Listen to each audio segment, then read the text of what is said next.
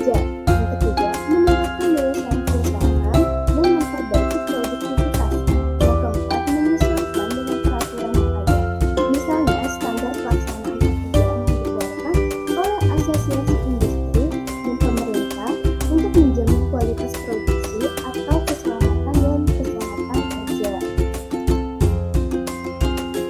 Selanjutnya ada langkah-langkah dalam pelaksanaan pelatihan. Yang pertama, menganalisis kebutuhan pelatihan organisasi atau yang sering disebut dengan need analysis atau need assessment. Yang kedua, menentukan sasaran dan materi program pelatihan. Yang ketiga, menentukan metode pelatihan dan prinsip-prinsip belajar yang digunakan. Yang keempat, mengevaluasi program.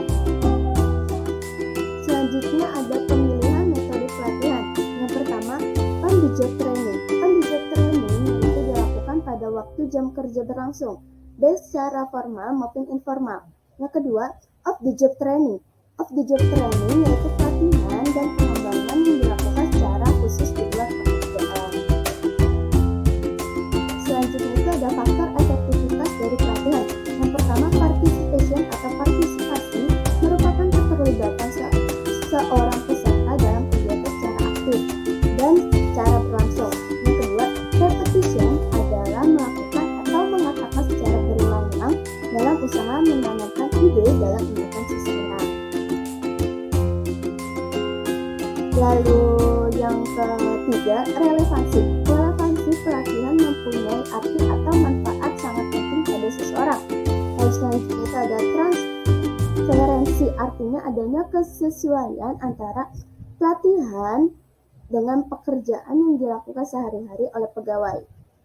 Feedback merupakan pemberian informasi atas pekerjaan kemajuan yang telah dicapai oleh peserta pelatihan dan yang perlu diperbaiki atau dipertahankan.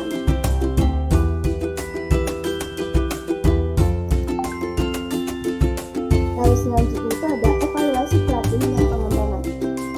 Yang perlu dievaluasi itu evaluasi pelatihan dan proses pelatihan. Lalu evaluasi reaksi peserta terhadap isi dan proses pelatihan. Lalu ada evaluasi pengetahuan yang diperoleh melalui pengalaman latihan. Yang keempat, evaluasi perubahan perilaku. Lalu yang terakhir itu ada evaluasi perbaikan pada organisasi. Oke, mungkin itu saja pemaparan materi dari saya mengenai pelatihan dan pengembangan manajemen sumber daya manusia.